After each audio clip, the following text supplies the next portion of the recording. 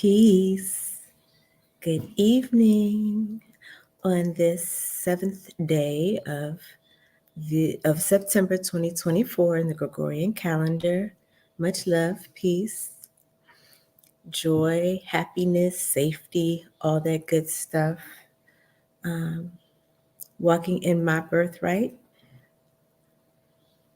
which is happiness and abundance. And I have a special message for all you all who are on that same path and journey and knowledge and being. Okay. So I am impressed to share with you something that I've learned over the last couple of days. And hopefully, there'll be some clan mothers who are looking to come into find their place as far as what's needed in the community for all those who know who they are and what their birthright is and wanting to claim that. All right. So something that I'm finding is a lot of I live a domicile at one of the counties where foreclosures are very high. Now, anytime you have a state say it's said that the state is a non-judicial foreclosure, I'm just going to say all those foreclosures are unconstitutional. Okay. Now, with that being said, am I saying that any other type of foreclosure in a different state, am I saying that's constitutional? No, I am not. I'm just addressing the fact that any state that is documented as being unconstitutional, being a non judicial foreclosure state is definitely unconstitutional. And then we had the recent overturning of the Chevron deference case, where that administrative tribunals could defer to their own interpretation of the law or what have you. This was overturned in June, so we're not even using that as a measuring stick about what is constitutional and not. But I just want to share that if you are one of the peoples who are having their private affairs in the public still, right? Maybe you're court involved, court educated, or whatever. It might be difficult for you to get a lot of this information, like drinking out of a water fountain, and you're trying to put your affairs in order. So, particularly someone who's not used to dealing with these courts, you might need a little bit of help and a little bit of guidance. And I hope that my experience would be such I can share so that no one ever has to go through some of the horrible things that my kid and I have gone through. So, I wanted to share with you the importance of properly using the post office. Now, I want next time I come on, I'll share with you the brother who, Jerome L. He sometimes advertises on Dr. G's little banner that goes across. And I learned a lot from his shares on how to properly use the power of post. And David Wynn Miller, rest in peace, he shared a lot about the power of post, properly using your stamps and properly. I don't use stamps anymore now that I understand who I am. I've made some declarations. I think it's, I use my fingerprint and I sign across my fingerprint and I use the date, the power of post in that way. If that comes back to not serve me well, I will share that with you. But you want to, on many documents, your seal is your thumbprint. It can be your thumbprint and your autograph. And for many, also the stamp, depending on where you are on your journey and your knowing about this commercial situation that we're in and trying to correct our affairs commercially. So it can be very expensive when it comes to certificates of mailing. Now, there are a couple ways you can go about it. If you're handling everything on the private side, um, it might be a little bit different, but it's still expensive to mail, and if you're not using the postal service in the right way. So just first remember that there is such thing as the United Postal Union, right? And it's the trusteeship is in Switzerland, and the Department of State does have a responsibility to to the treaties involved. Now, the Postal Service is quasi governmental, so that there's a retail element, and then there is a governmental element. And of course, the people who are helping us, as far as the clerks go, many of them don't know that there are both sides, and they're not held accountable for both sides. And it's a big job that they do. And they're very kind people. However, I am also finding that they're not receiving the training that they deserve to have in order to give proper service to the people who come in to use the post office. All right. So if it's with that I would like to contribute a little bit of knowledge and understanding about what is to happen. And what I would like to do is to improve the services that are received and delivered from the post office. Okay. The post office is a bank, just like the bank is a bank, and just like the courts are banks. Now, we, the de jure banks, right? Because we receive and we give out energy and currency, and it is upon our energy that the system works worldwide. So we, who are originals to the North America particularly, we have a particular responsibility to understand civics and understand how to use the post office. And if you're in a situation of where you're trying to be an honor, and you're trying to change the your status correct your status at work, if you have a job still, you're trying to bring your business affairs into proper order as an entrepreneur, it can be a lot.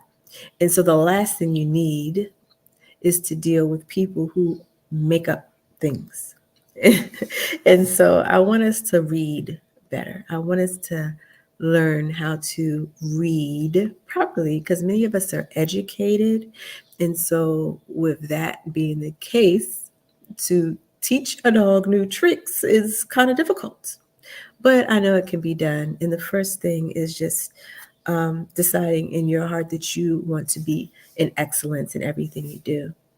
And it's okay if you were doing something wrong. It's not any kind of admission of you being less than or whatever have you. It's our ability to learn and to relearn. That's an important thing, right? To be able to learn and to relearn. And Hosea 4:6 comes up. It is due to lack of knowledge that our people shall perish. Like I said, I stay at a domicile where the foreclosure rate is high. Well, that's very interesting that the foreclosure rate is high, but the unemployment rate isn't particularly high, right? So these are people who are either have their own businesses, or if you want a job, you can find a job. That's what the unemployment rate is. Unemployment rate includes people who want to find a job, who cannot find a job. It doesn't have anything to do with really who's working or not, or in the as an employee. All right, it's an average of people who are actively looking but cannot find.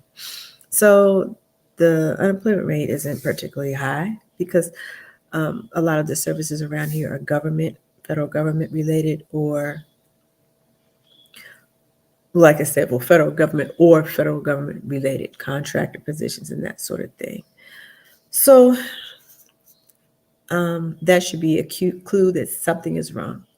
There definitely is something wrong um, with the services, with the foreclosure process, with what is happening with the banks.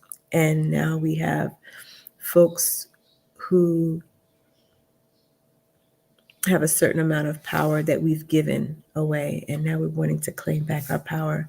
But that starts with right thinking, and that starts with knowledge, right?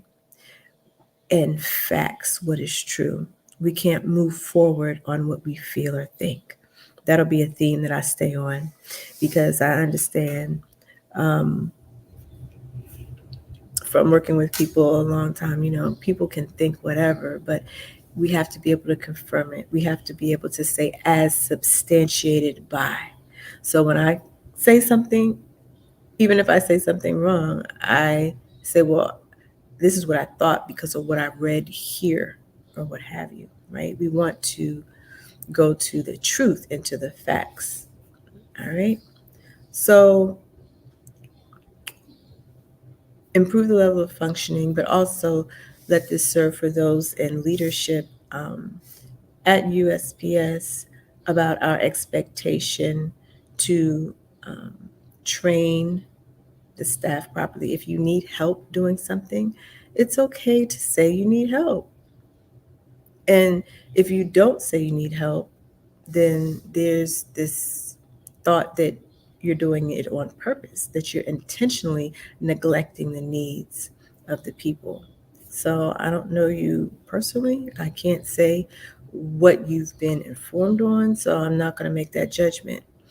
And the reason why I'm here talking about this and not writing a letter or a writ or whatever have you is because there are many, many, many, many things that I have to address. And so to delve into something, I want to be able to start it from beginning to end, put it in the mail, and start my process, my administrative process, right? If I can't do that, it doesn't really make sense to leave something else halfway done and then start something else. Not for this. Okay, so um, coming to people where I am in this whole thing. Excuse me.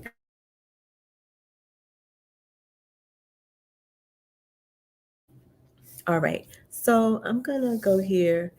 Um, when you receive a presentment from these administrative courts that are not constitutional, right, which is actually very important right now because most of us, if we're in our proper status, we know that our protections come from well, we have God given rights, and then our God given rights are protected by the Constitution and treaties.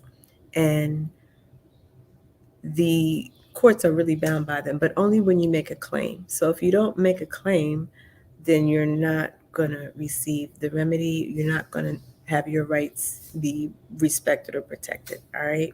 So everything is in threes, and any affidavit that is unrebutted stands as truth in commerce. So, with that said, you are going to want to respond.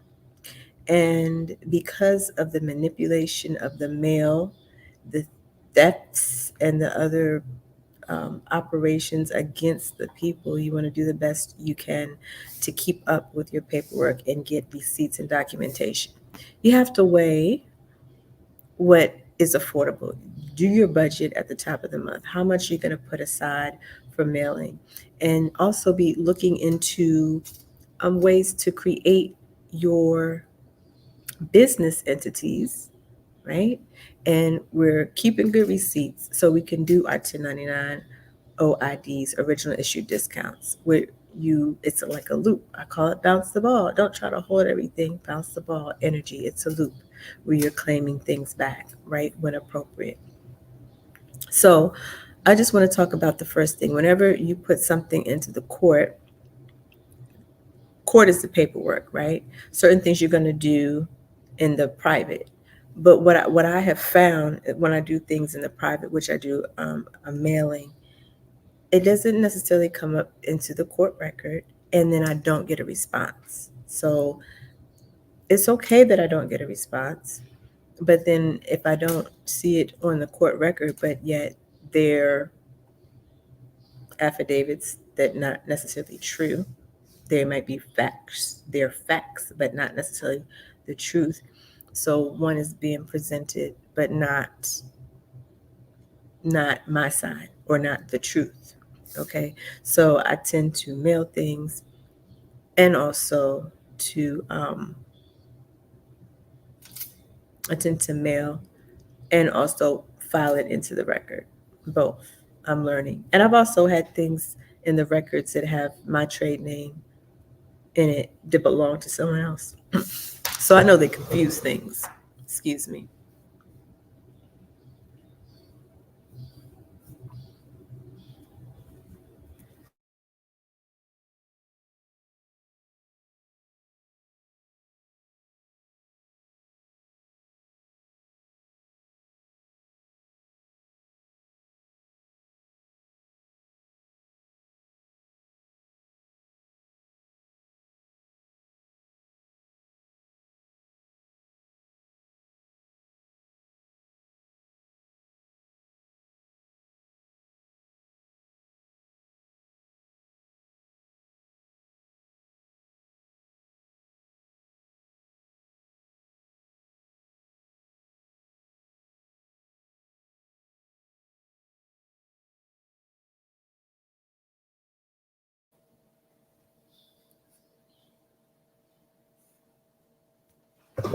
Okay.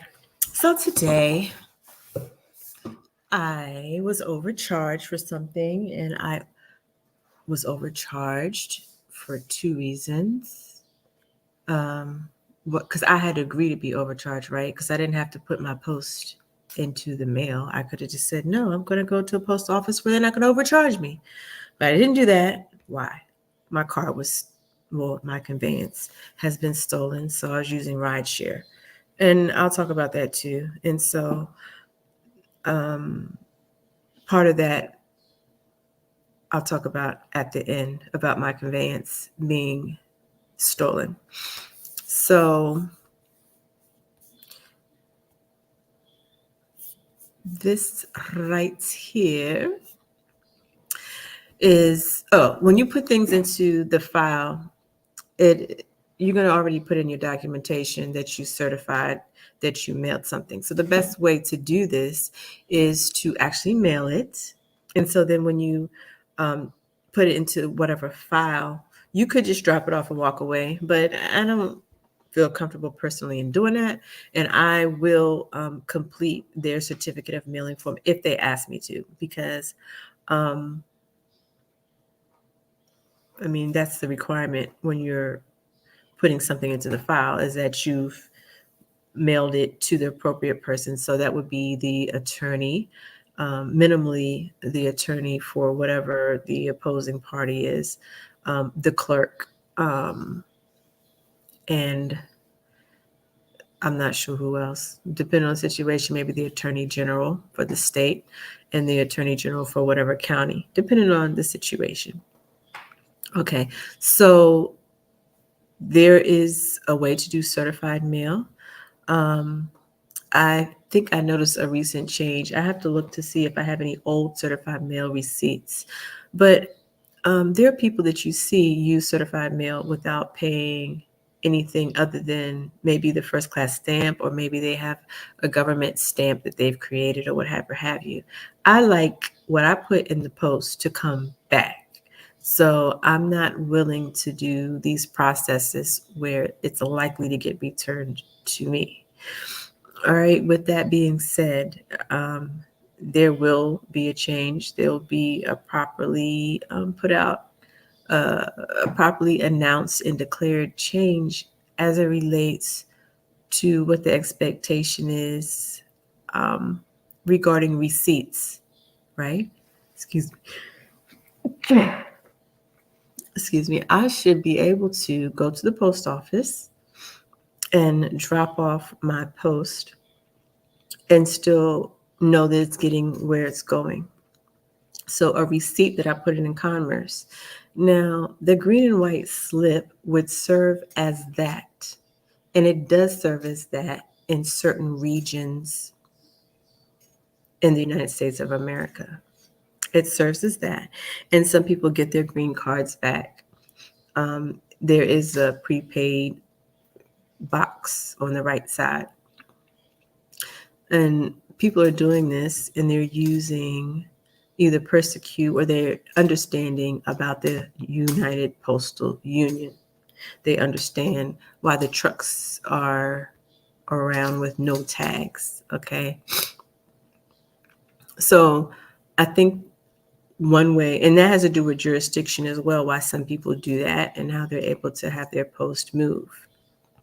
And it also decreases the amount of debt that keeps being put on the budget, which is owed to the people. Okay. But with that being said, what I decided to do is because I had to remail something, I made an error, but I wanted all the parties to be aware of the correction that I made. It was something I didn't sign, or I didn't fill in the dates and that sort of thing. So I wanted it to be right. So I sent it again. And so I did not pay for any kind of return receipt, because the first one I did it, and that's going to be good enough for me. I just know that they'll know, hey, she recognizes she made a mistake. She sent it off again, re-signed, and all that sort of thing. Okay, so the certificate of mailing, go on YouTube and put that in and look to see people demonstrating the certificate of mailing. I'm not trying to say it's all correct, but I'm just saying you can get an idea of what this is, and how to do it. But I want to go right to the USPS website. That's the retail side of it. And I probably could pull up for you a couple of certificates of mailing. Now, first of all, it's going to say the basics. We're going to go over that. And then we're going to go over the small square sheets. I'll call the number out as I move through the screen.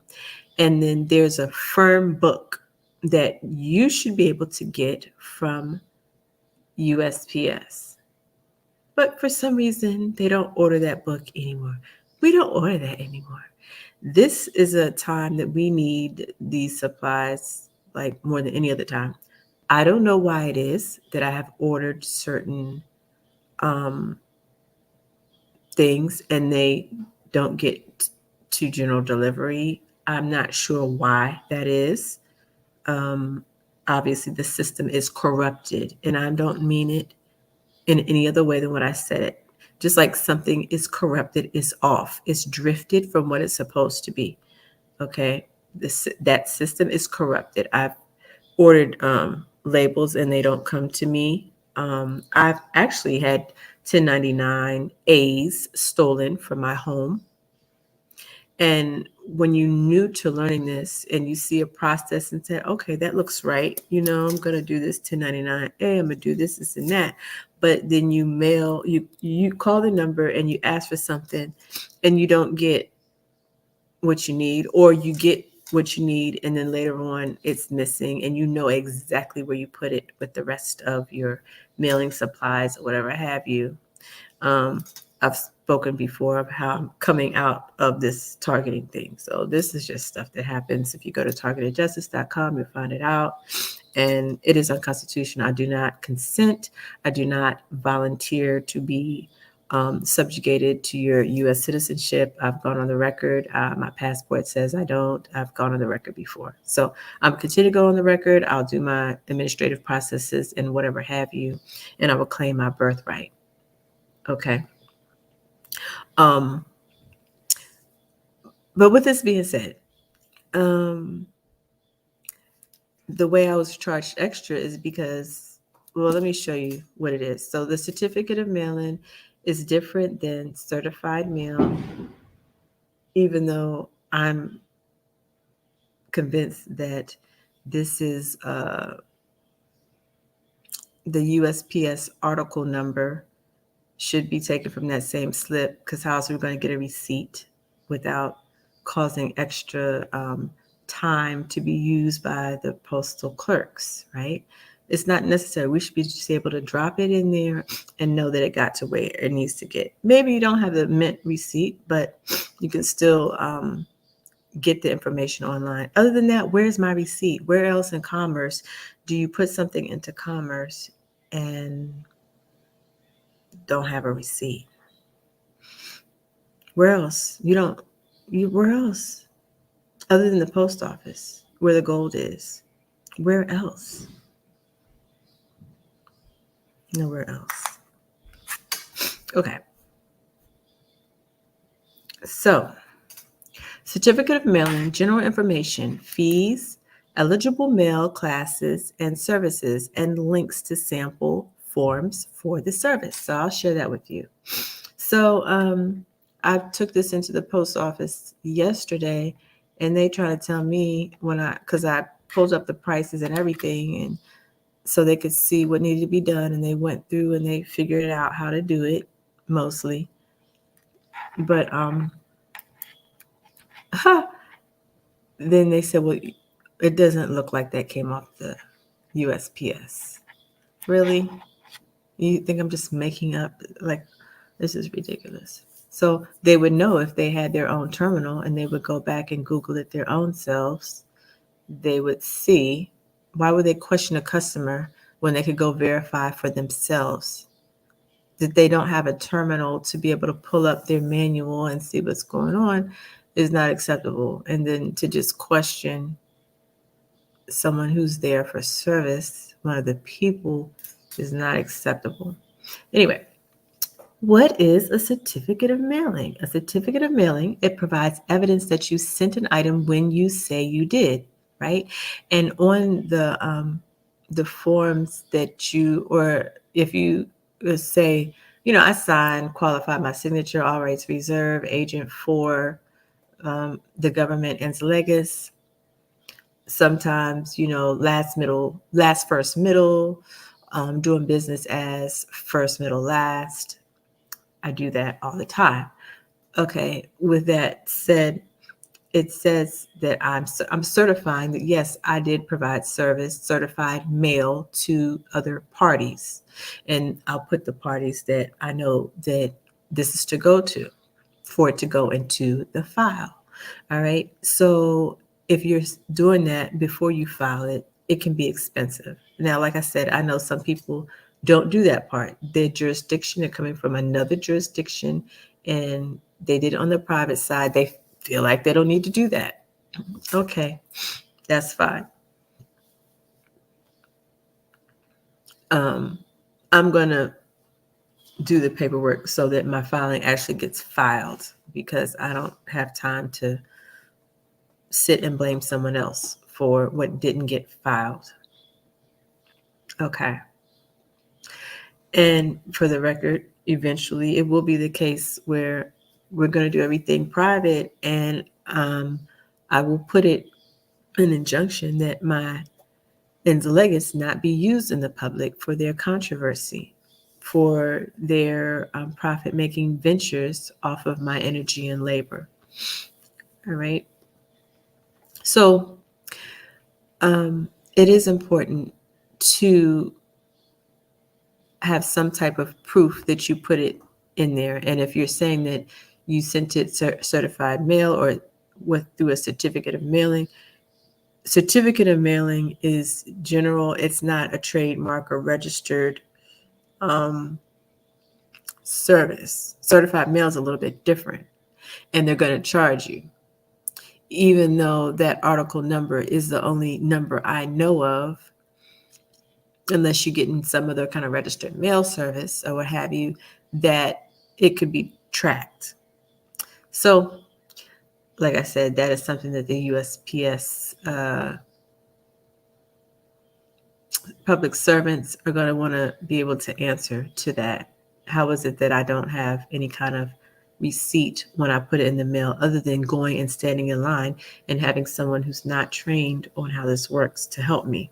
So I'm going to say what the issue was, and then I'll read it and we'll go back around. So the issue is this: anytime you have 3 pieces to 59 pieces, the price to have it certified as far as a certificate of mailing should be 65 cents a piece. But I printed off a private paper because they don't have the firm books. They don't have the firm mailing book. So since they don't have the firm mailing book, I printed off a piece of paper that is the exact same sheets, and I can keep my own.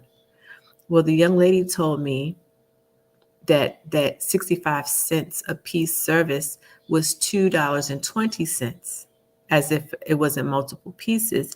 And the reason why is because the firm mailing book is for firms, like as in corporations, as in companies.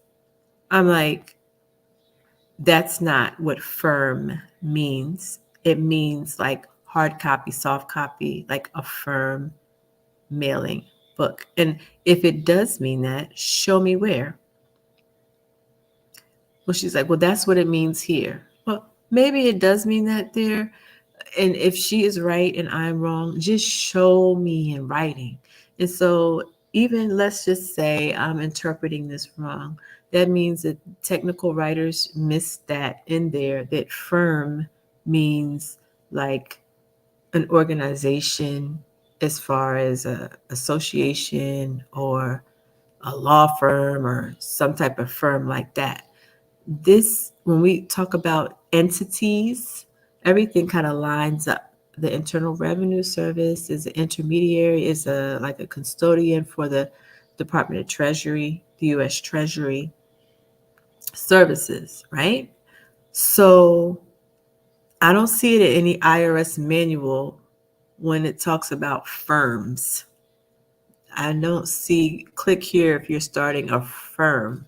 No, there might be trusts, associations, um, unincorporated associations, individuals, certain individuals, all sorts of estates, all sorts of entities. I've never seen an entity called a firm.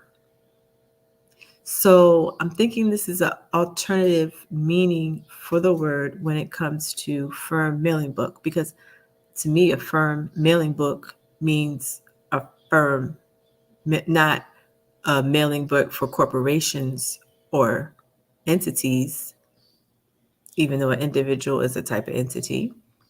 It's a firm mailing book. So she refused. She said, we can't give you the firm discount because you're not a firm. Like, what are you talking about? I just had this done yesterday where I had four mailings on one sheet, and they had to learn how to do it because no one had ever asked, but it's in the computer where you can do that.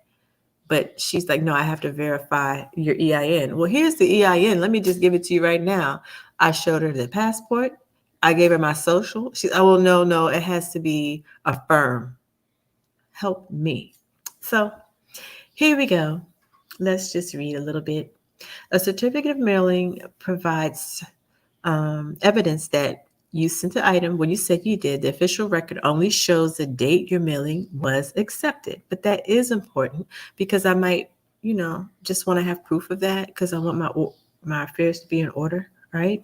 It does not provide a record of delivery. It doesn't provide a proof of mailing or insure items against loss. Now, a certificate of mailing versus proof of mailing. I have to look that up because if a certificate of mailing isn't showing proof of mailing, I thought that's what it was, but I'll find out.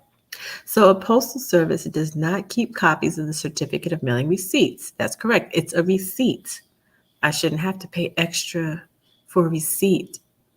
It's actually against the law. Anyway, it is therefore critical that you retain your receipt. No signature or receipt is obtained when certificate of mail-in items are delivered to the recipient. Okay. No insurance provided against loss or damage. All right. It may be used for domestic or international mail. Okay. Can be paid for by affixing postage stamps, meter stamps, or permit imprints. Okay. So when it gets to wherever it's going, you're not gonna get a receipt in the mail or anything like that. Okay. It's just you're just getting a receipt that you actually gave it to someone. And since this is less formal, all right, if it was a required party to have to receive it for and they hadn't received anything else, I don't think this is going to really be enough. Maybe if you're in a desperate situation, you needed to just get it into the file, fine. this would be appropriate. You just need to get it into the file. You want to tell the truth that you sent it through a certificate of mailing, and then you're good. It's just you're not going to get a mint card, the green mint card back. You don't put that on there, and you're not going to get the green and white where you can get the tracking and print it off later. Nothing like that. So, but if you just need something to say that you put it into the mail, you've put it into the mail, and that is the honest truth, and now you can file it. All right. And then hope that they put it where they're supposed to, and hope that it's still on the record later, because I've had problems with that. Anyway, all right, fees vary depending on whether the certificate of mailing is purchased with an individual article or an individual article with a firm mailing book. Why? Because they understand, let's say, for me, first class mail was $2.40, right? Now, $2.40 and then $2.20 per mailing, that's for something. Versus if you use the firm mailing book, they know you're paying postage, right? And so then why would they charge you like a large amount for all these little receipts when you can just put it on one piece of paper and the postal clerk can just stamp it or do whatever they're going to do? It's less paper being used, and it's less taxing on whoever is putting it into the mail service, and it's less work for the clerk, right? So I paid that because I didn't have time to play around, but I did lecture, so they would have been better off just taking what they were supposed to take, only 65 cents per article, because that's why the fees vary. It doesn't say the fees vary whether you're operating in commerce as an individual or a firm. She said, no, you have to be a firm. I'm like, we have to learn how to read, my people. We have to learn how to read. And this is a time where only truth will stand. So if we were trained in a way that was wrong, it has to be the case where you question and say, man, maybe that was incorrect. Maybe someone was making up some ghetto stuff. Okay. Fees are in addition to regular postage. So it's either going to be $2.20 per article, or it's going to be 65 cents per article if you have 3 or more. And then if you have more than 49 articles, then you might be like an extra fee per sheet. I don't know. So for detailed information for the fees, you can go to right here. But I'm not going to do that yet. I'll go back. What are the different certificates of mailing? What do they look like? That I will do right now. You can view the certificate of mailing form online, PS form 8317. So when you go and you ask them for something that they're not used to doing, take the forms with you. See this little tiny form? It's just like a fraction of you could fit how many of these on the page?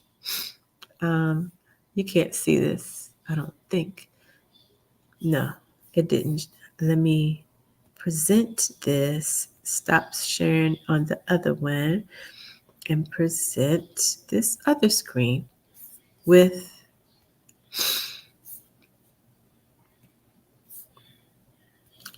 boom.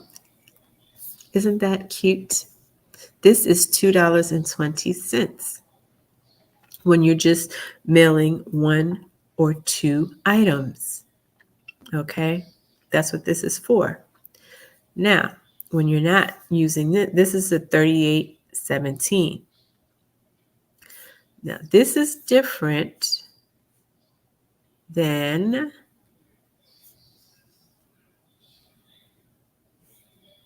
this. This is the certificate of mailing firm form online. Now, does this say this is to be used by people who are mailing for their firms? I don't see that. Had I saw that, I would not have a problem with being charged more, because that's what it's saying, and that's what I will pay.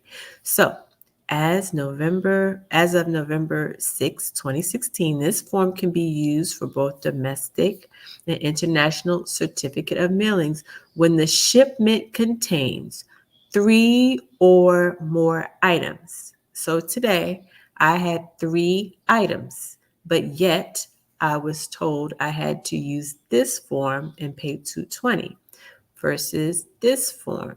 Now, I use the word pay loosely. I use it loosely because I know that everything is prepaid. I know that, yes, there is a gold and silverback side to everything, but I used credits that were like FRN credits. I'm not private banking yet. I'm working on that. So I'll let you know when I'm there. All right. But let me show you this.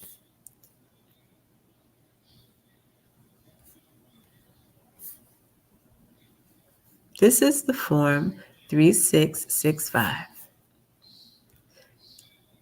So instead of those 3 little tiny pieces of paper, this time was only 3. It might be something else today.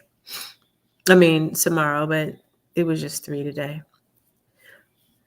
Instead of paying 220, 220, 220, 222, 2220, it's 65 cents.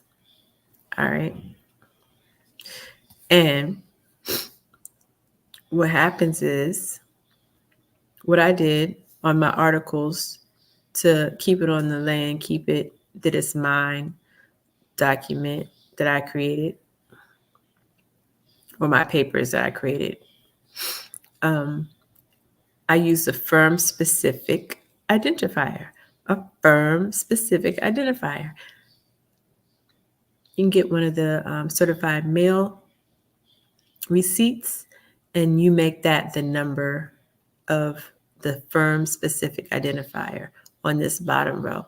It happened to be the same document I sent to 3 people, so I put that on the bottom of each one. Then, well, I had it written out, but then I did it again so I could get it in there and have some type of receipt. So this right here, actually, I could have done it and just had it for my own well-being, because I know what I did and no one's going to ask for this anyway. But I wasn't thinking about that at the time. So, it's the name, address, and the zip code. The postage is supposed to go right here. Anything for 3 or over. Postage is supposed to be right here. The fee, if anything ever came into question, whether you actually sent something or not. If someone said, hey, she said she sent it, but she never did, well, you would have a receipt of it. I had that from yesterday. I was just making a correction.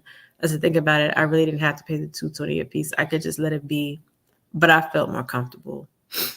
And I will have it if someone says, hey, you made an error on the first time. It's like, hey, but I resent it, and here it is. All right. So my point is that it is important to read, and it's not okay to tell somebody something and you cannot show them, and they're showing you where it's written or what the policy is, but you are just stuck in, no, that's not how we mean it. That's not what we mean. And then you end up being part of the problem and not part of the solution when you don't think. And then you also open yourselves up to liability. Now, maybe you won't personally have to suffer liability if insurance can cover something. But what I found about liability insurance is that it covers with an honest mistake or honest error. It doesn't cover for your lack of knowledge about the law. It doesn't cover when you break the law. And to charge people extra for postal services than what the fees are is against the law. So we don't want to do that. The same thing for general delivery. General delivery is for people who are transient. So who is someone at the post office to tell me if I'm transient or not? I know that even those who are, let's say, um, Aboriginal, original people, you might have your chief go pick up your post from general delivery for the community, for the village. So I'm like, you might see me more, not less. But you tell me where it says that you only are to hold the mail 30 days. What it says is you are only to hold one piece of mail for 30 days. It doesn't say, well, we're going general delivery on another time. I won't get into that. My point is please read, please read. Please let's not walk in assumptions. To make an assumption is to make an ass out of me and you. That is to assume. Let's move beyond what we think. Let's move beyond what we feel. Let's move into what is true and what is right. Okay? Because if you're not part of the solution, you're definitely part of the problem. And we have enough problems here other than to cheat each other out of our birthright and out of our God-given rights just because you feel like it. And guess what? Guess what? Does it take away from your check? Does it take away from your earnings that you get every couple weeks for you to do what is correct? Or it's just because you don't feel like it? You want somebody to beg you to do what you're supposed to do. And that's not going to be okay. That's not sustainable. And people want to talk about, oh, who they want to vote for president or whatever else. No. No one is going to fix you. No one is going to fix me. No president is going to fix me.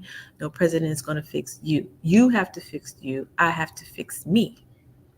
I have to do my best in every situation. And part of what I'm going to do is advocate for myself and advocate for other people. And hope that people will make a shift into being in excellence and being willing to look a little deeper to say, why is someone challenging me on what is true? Because if someone does challenge you on what is true and you are right, you should be able to substantiate what you said. This is like ninth grade English thinking, right? When you write a paper, substantiate what you say.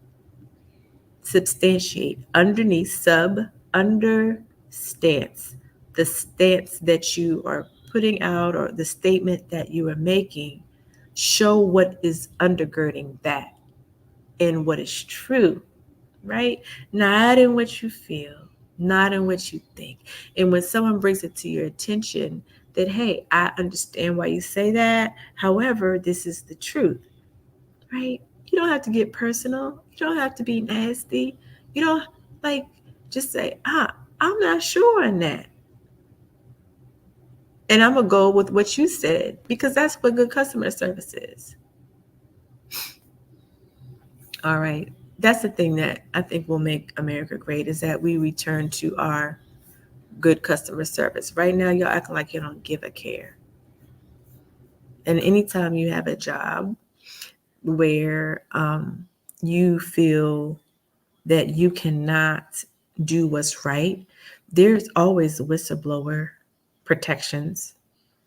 There's whistleblower protections. If you feel you're asked to do something that is not correct and you don't have the courage to walk away and not do it and tell others why, at least you could do some whistleblowing to let them know. Now, for some people, y'all get paid for that. When you cheat, I think it's Form 211.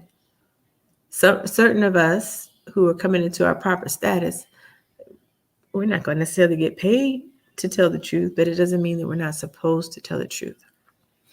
Department of Commerce has a whistleblower protection program, an Internal Revenue Service, which is, I think, a way that you can get compensated for it. If look up Form 211. All right.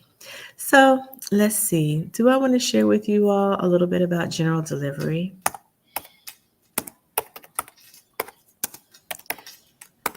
Now, it would be care of, for me, care of without. Why would I want to use general delivery? Well, I'm not going to get into all that. I will say I was having my mail be redirected. And I've heard a lot of people have been having those problems. I think that is part of the silent attack on the people. I don't consent to that. It's not acceptable. All right. General delivery is the mail service for those without a permanent address. See, people don't have permanent addresses. Persons do. And entities might, like a statutory individual, but that is voluntary. So you might want to address that in a couple of ways. Okay, it's often used as a temporary mailing address. Let's see. I don't think I'm sharing that. Yeah, let me go back. Stop screen. Present. Share screen. All right. I was listening to, I think, a Patrick Devine call. There's some really beautiful people who you want to be in a community of people who will share, not people who will shut you up when you ask a question or shut you up when you bring it to their attention why they keep knocking their head on a brick wall. You don't want to be in a group where you can't say, hey, I notice you keep knocking your head on a brick wall. And I noticed it this way has been successful for a lot of people.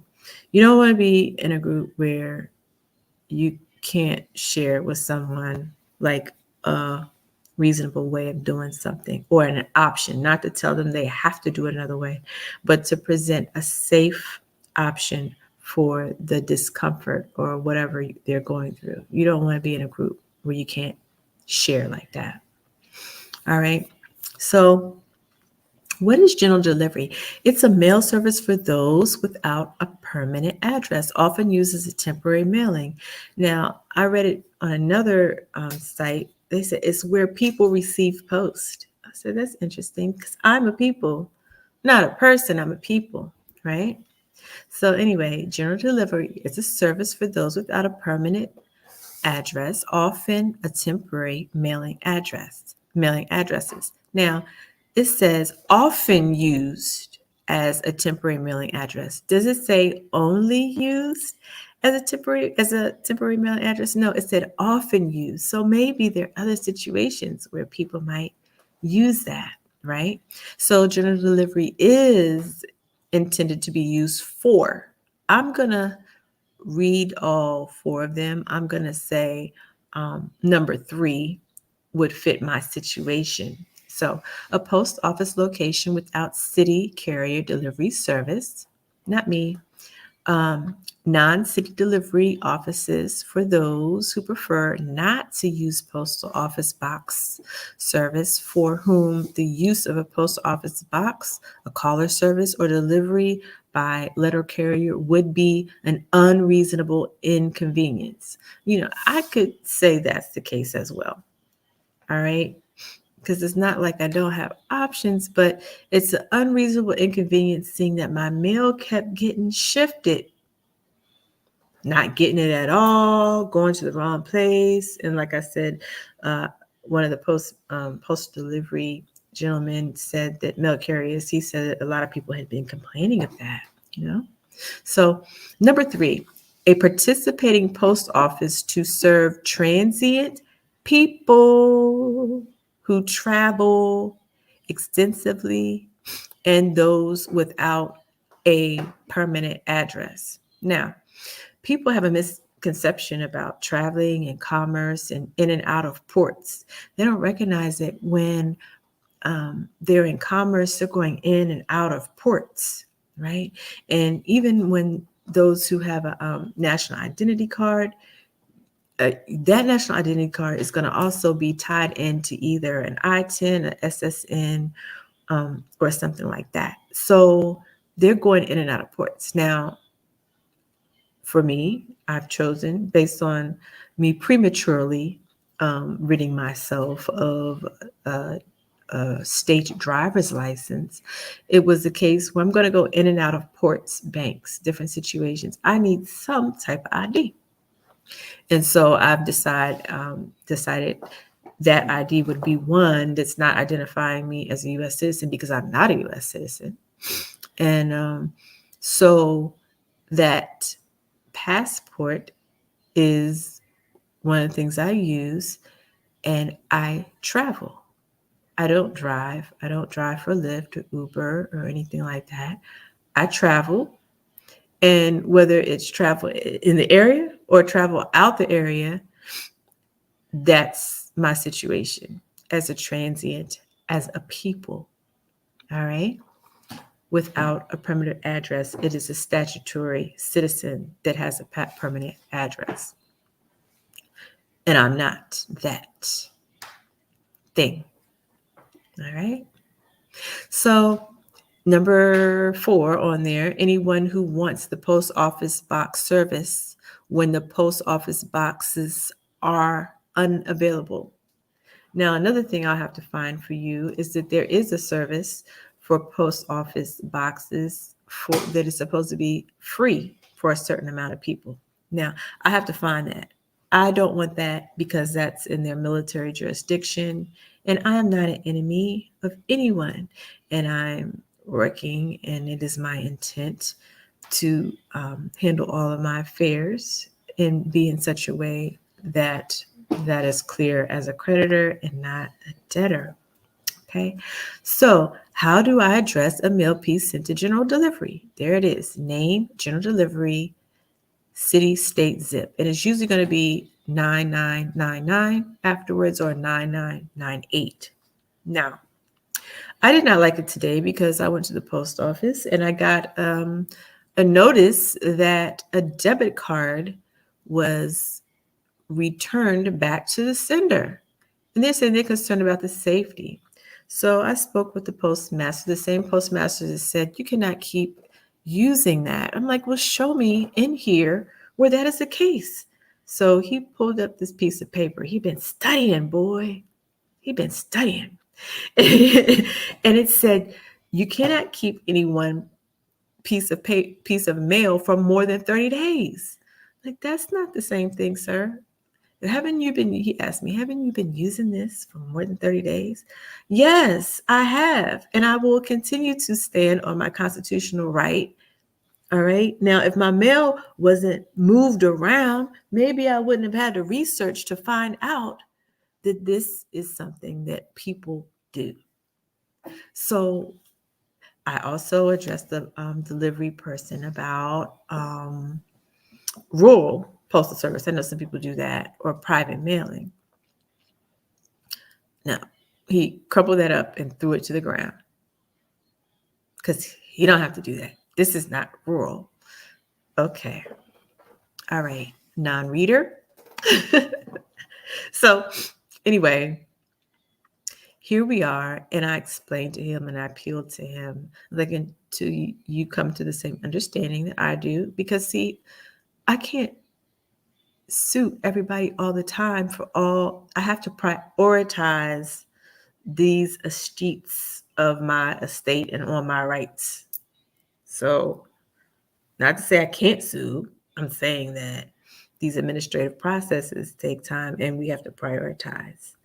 And there's some that deal with my safety that take a little bit more priority versus this. So I just appealed to him to not impede the mail.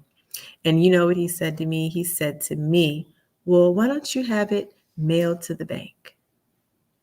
What, sir? This is not Nordstrom where you get, where would you like it mailed? No. They ask what your mailing address is and they mail it to your mailing address. And current mailing address happens to be general delivery. Nobody's trying to play tricks or play games. I'm not going to have one address for one situation, another address for the same name at a different situation. Like, no, who does that? Who does that? Not to say you can't have mail or post going to different places, but if it's one entity name, you kind of want to be consistent. And so it would also be the case, Mr. NBT Consultants, that you're changing things prematurely. That would be mail fraud. Mail fraud, when you inform people that your address is one thing and you don't have rights to that address. That's fraud. That's mail fraud. So in America, that's one of the beautiful things. That's why everybody wants to come here. They want to come here because we have rules, because we have standards, because we have processes. But for some reason now, nobody wants to learn what they are and apply them. And they're really not that difficult. It's just, you just shouldn't just make stuff up. Okay. So he said, well, mail it to have it mailed to, they didn't give me that option.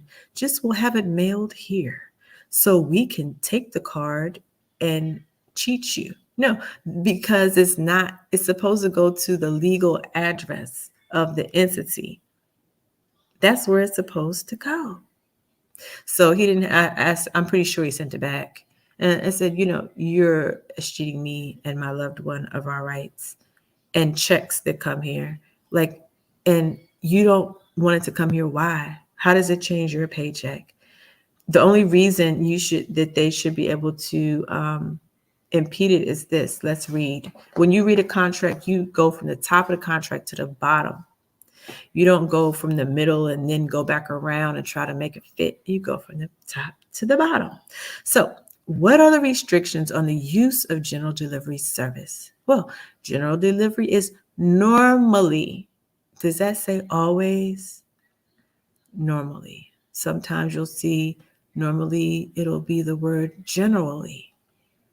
Okay, but general delivery is normally available at only one facility under the administration of a post office within multiple facilities. Okay, so this particular postmaster act like he was the postmaster for like the whole area. No, you're just the postmaster for this one facility. Because I've asked. The way he speaks is, well, I'm the postmaster and I get to say, you're the one for this one facility that is supposed to accept general delivery. It's always good if you want to use general delivery, no matter what they say online about it being available, you call that post office and say, do you really accept general delivery? And if they do, they do. And if they don't, no matter what it says online, you won't want to send your stuff there because they're going to send it back. And you never want to have them change your address on a post office card. You would go online and you pay the $1 or something like that to have it changed there after you find out that they accept it. Because if you let them change it, they will change it back. I've had that happen. So I don't do that anymore. I told them the rule and I said, with all respect, I really need you all to help me in this way. And then after a while, somebody got tired of it. And then it started to be, no, I'm telling you what the law is. And I'm not going to threaten to sue you right now because I'm not going to do it right away. However, I will eventually. And in the meantime, why are you trying to cheat me out of my right?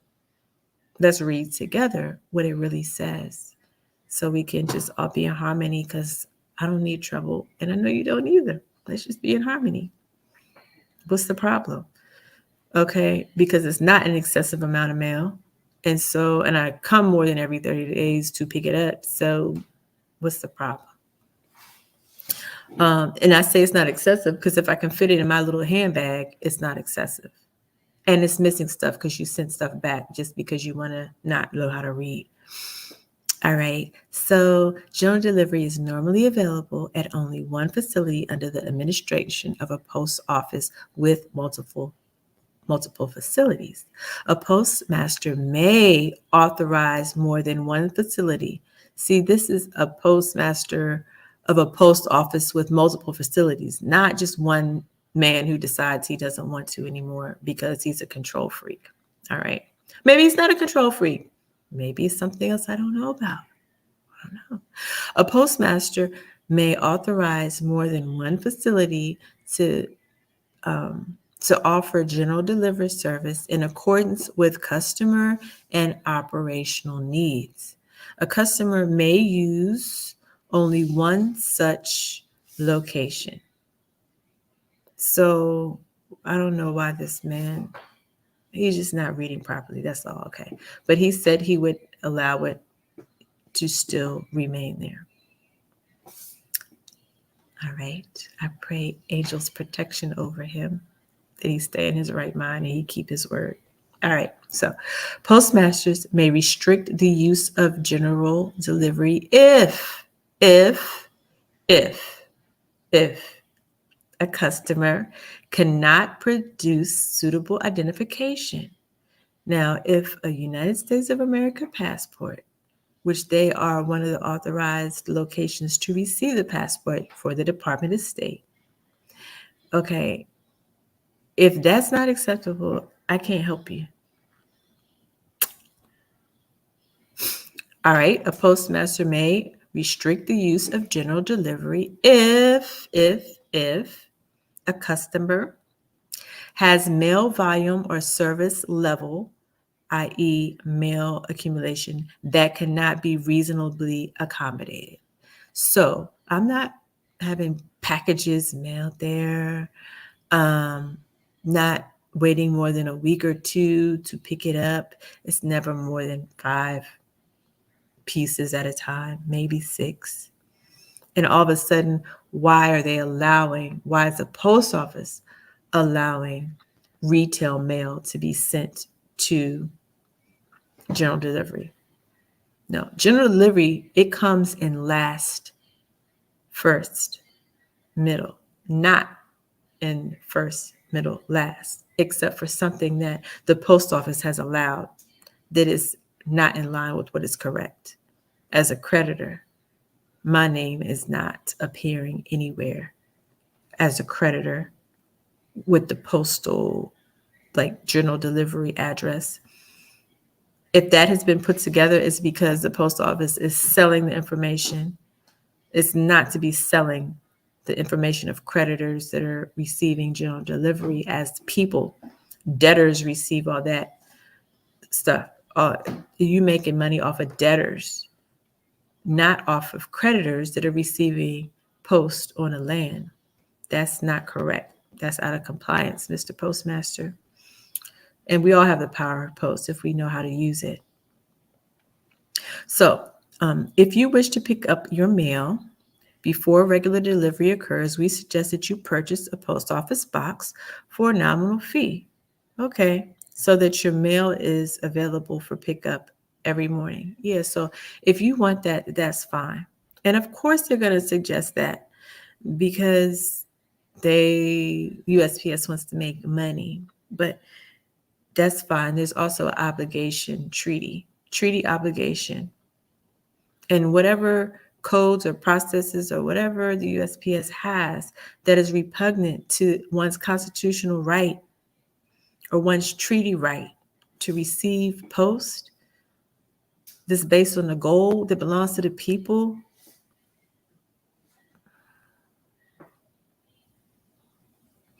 it's not good. So in all this of our any kind of escheat to our estate, it is with our consent. And so that's why I just go on the record to say I don't consent to fraud. I don't consent to continuing to incur debt for things when it's time for us to learn how to live off of our estates. And yes, I just encourage us to all read and not to hold each other back and to get rid of this crabs in a barrel mentality. Okay. And wherever it is the case that you feel like you cannot do right, that you would lose your job or someone would, retaliate against you. There are protections for that. So is that necessarily true? And the universe will protect you. All right.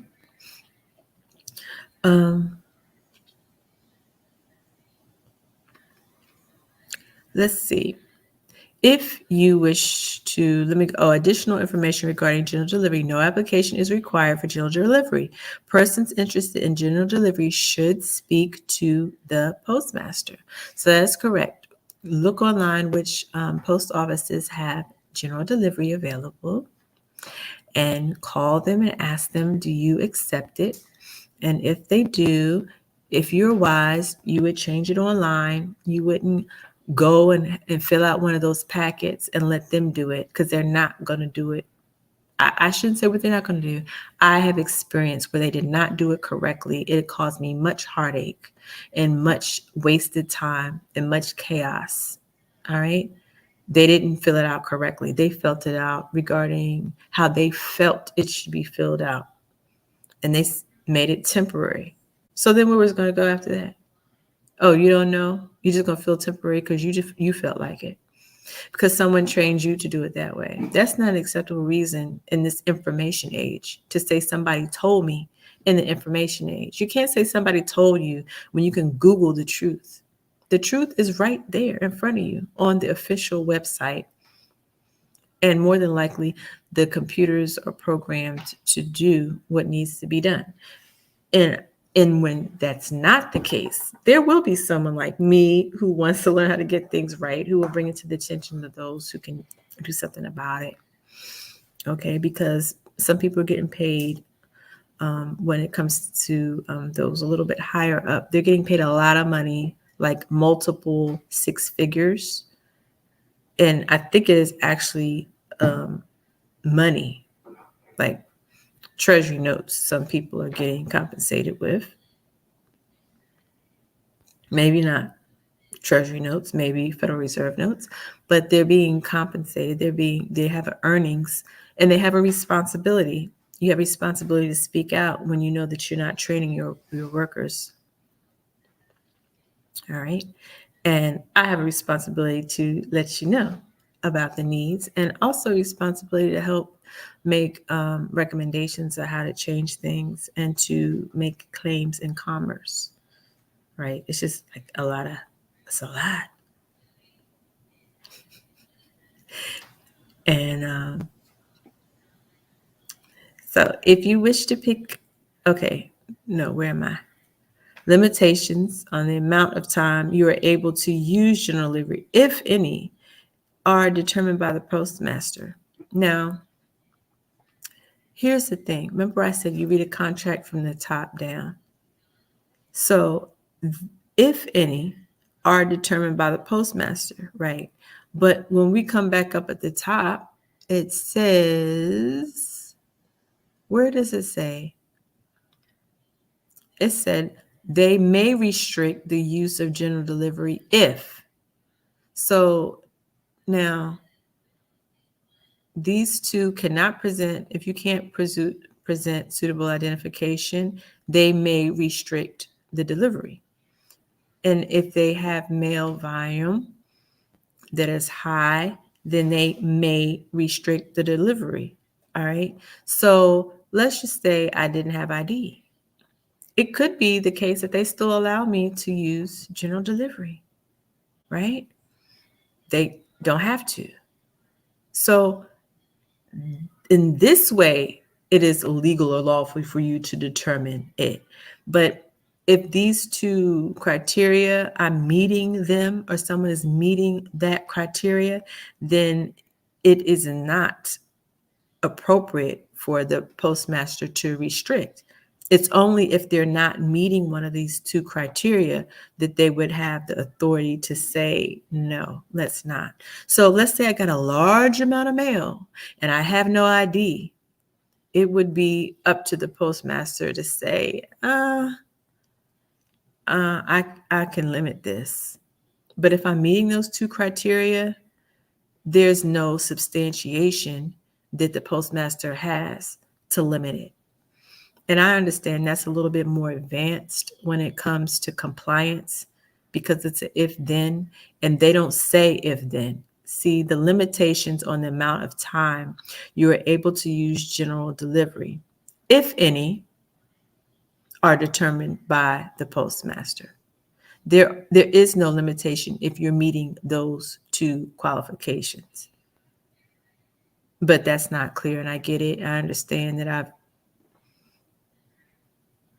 had more training and understanding about compliance and what is lawful and legal.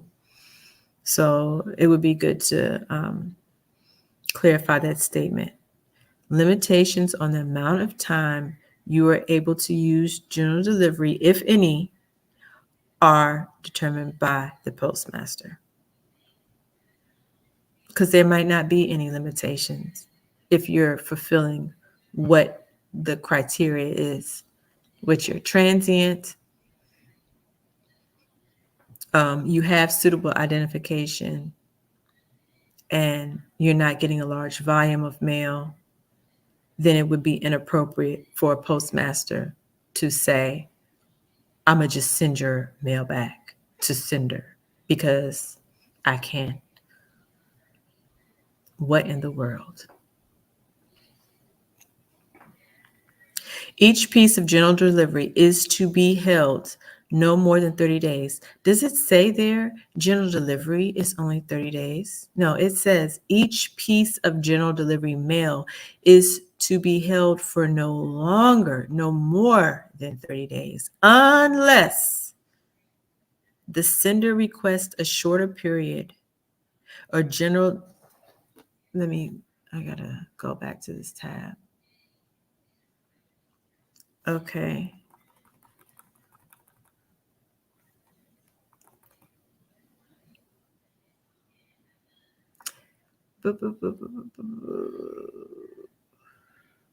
So, no, you wish to pick up email before the regular delivery. Okay. Unless the sender requests a shorter period. So someone could send something and say, if it's not picked up within 14 days, please return. I guess they could do something like that. I don't know. All right. And then general delivery mail may be held for longer periods if requested by the sender or the addressee and approved by the postmaster. So it seems like the postmaster has quite a bit of power. I would not trust a postmaster, this particular postmaster, to hold it for more than 30 days, right? But it is the case where it could be done, right? Based on this guideline, and if the postmaster approves it. Now, mail without specific addresses or instructions from the sender is held for 10 days. So that means it could say general delivery and give an address, the city and the zip. And for 10 days, that postmaster is supposed to hold it. All right. And for 15 days at an office without letter carrier service. So I'm not sure across the country all the situations that would be, that you'd have a post office with no letter carrier service, but I guess 'tis the case, or they would not have written that. All right. So general delivery mail is not delivered on Sundays or holidays. Imagine that. But see how detailed they are? And sometimes we just make up things. That is making up something that a postmaster can just say, no, I don't feel like holding it anymore because you've been using it for longer than 30 days. That doesn't say that. It says postmasters may restrict the use if a customer cannot present suitable identification, or if the mail has volume or service level that is high, or whatever have you. Now, these two things, they can definitely restrict it. And then the limitations on the amount of time you are able to use general delivery, if any, are determined by the postmaster, but only after these two things haven't been met. They can optionally not serve you. I see that's ambiguous, but here's the thing. None of your policies or codes are supposed to cheat anyone out of their rights on their own land.